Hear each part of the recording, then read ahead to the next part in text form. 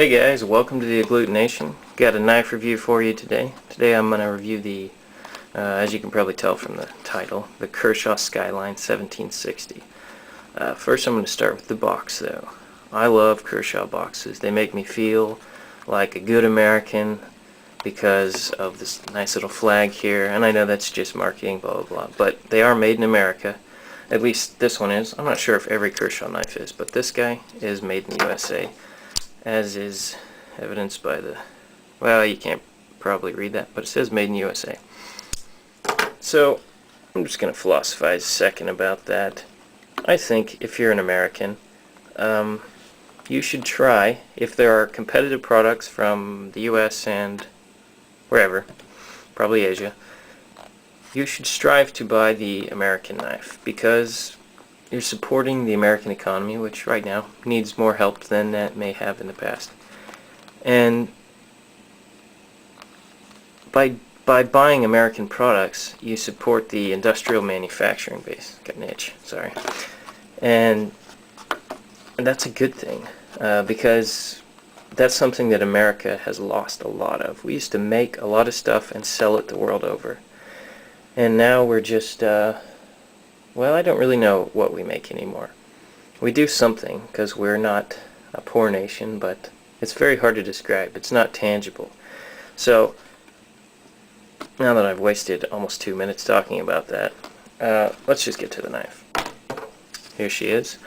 It's the Kershaw Skyline 1760. First thing I notice about this blade when I grab it, it's super thin and super light, which is great. It's 2.3 ounces, which to me is a great easy weight to carry. You don't even notice it when you've got it on you. The uses for this knife, I would say your typical EDC type of stuff. Possibly you could throw in some emergency self-defense type of use. If I had to, I would definitely pull this out to defend myself. I think, you know, the Shiva Fool factor is probably low to moderate, but definitely better than just this, which, I don't know, I don't find my fists very scary. This I do. So, there you go. The blade itself is, let's just verify this, supposedly 3 1/8 inch long. And yep, that appears to be the case, 3 1/8 inch. The handle is 4 1/4. Yes sir, there it is, 4 1/4. So it's a really small portable knife, but the blade is big enough to be useful. This is actually just over 3 inches. To me is a great size to carry for everyday kind of uses. It's small enough to be easily handled, but large enough to, you know, do larger, scarier things. The blade steel is something called Sandvik 13C26. I don't know much about it. I do know that this sucker was super sharp. Man, it's actually still sharp. Let me grab a piece of paper and I'll show you guys that this thing can cut. Oops, that was very poorly executed on my part, but you see. Wow. Okay, well, that was very bad cutting on my part. Take my word for it that it's very sharp, and it came sharp, and it's stayed sharp through actually pretty light use so far, so I can't speak to the durability of the edge, but it takes a very good edge. And I think this blade steel is designed for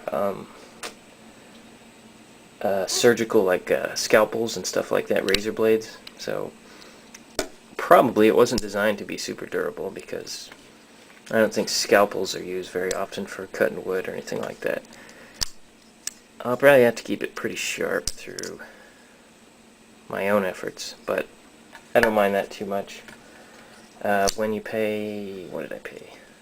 Somewhere in the area of 30 bucks, I think, is what this knife will cost you. And the great thing is you can buy it at Walmart, so you don't have to wait for it to come in. You can just hop on down to the local Walmart, I'm sure you have one, and pick it up. The blade has, I think, what is about just the perfect width right here. This I like. And it starts to grind right there. Pretty high up on the blade. It's got this nice hollow grind, which is fantastic. I like a hollow grind. I think my sharpest blades are hollow ground. I'm sure people will argue with that, say flat ground is better. They're both great. You know, I think there's a lot more than just the grind that comes into whether or not it's a good blade. But this one, definitely good in terms of sharpness. And it doesn't feel weak to me. Now, we won't really know how strong this blade is until I pry something with it, but I probably won't do that just because I don't have enough money to be breaking my blades. So let's move on to the handle. It's G10. It's got a liner right here for the liner lock, but otherwise on the other side there isn't one, so it's mostly just reinforced by the G10. It feels plenty strong for what it is. See the liner lock right there. It doesn't quite meet in the middle of the tang, slightly to this side, so that kind of worries me that it could slip off and close on me. But again, I'm not going to be doing any prying with this knife, just some basic cutting. The knife is very comfortable in the hand. I like it. This really deep joil area just hugs the index finger and locks you in. It would do a much better job, I think, if there was some kind of jimping or anything here. It is just totally slick. I don't know what they were thinking. You know, just groove that a little bit, anything. The thumb is, you know, kind of important when it comes to gripping stuff, and you have nothing for your thumb. So that's a hit on this. Not a real big hit. I haven't found it to be too big a problem, but I mean, come on, just do it. Make it happen. What I will hit this on is left-handed compatibility. It sucks if you're left-handed, which I am. The flipper is the saving grace. Without the flipper, I wouldn't have bought this knife, because this, let's see if it'll focus for us. Yeah, this thumb stud cannot be hit if you're left-handed. If you're right-handed, with authority, but left-handed, it comes flush against the handle and the liner right there, so you're just hosed. There's nothing you can do about it. That said, man, if you're right-handed, this knife is fast. Look at that. Boom. I can't think of a manual knife being any faster than that, honestly. That's about as fast as a knife can possibly be. And it's equally, well, actually it's a little less fast with the flipper, but still quite fast. I certainly can't complain about that. Excuse me. The speed of this knife is actually why I bought it, despite it being not good for being left-handed. It's just so fast and silky smooth with those phosphor bronze bushings in there that it's fun. I just sit there watching TV. It's one of those knives that you just fondle. You just do it over and over because it's so fun. So that to me is enough to recommend this knife. I think, boy, if you like knives, playing with your knives, you will like this knife because it is so fast. Whoops, boom, just with authority. Can't really say enough about how silky smooth it is for 30. I'm trying to remember. I think it was maybe $35.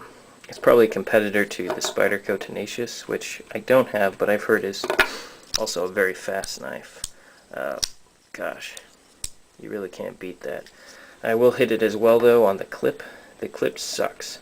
It is so strong as to be annoying, and rides really, really low. I mean, the clip is low. It rides high. You've got like an inch sticking out there. Part of that I know is due to the shape, but if you could do the SOG thing where it comes out of the top and kind of folds down and comes over, this knife could sit really low, and that would be a way for them to make it so it could flip over and be used by lefties, because hey, we matter too, you know? We're a good solid 8 to 10% of the population, and we want knives that fit us. So again, if you're not left-handed, you don't care. This knife is absolutely perfect. If you're left-handed, think about it. It's fun to play with. I recommend it if you really like smooth action and just playing with knives. You will love this knife. Well, that's my review of this, guys, and check back for more reviews in the future. I got a bunch more coming. Thanks for your time.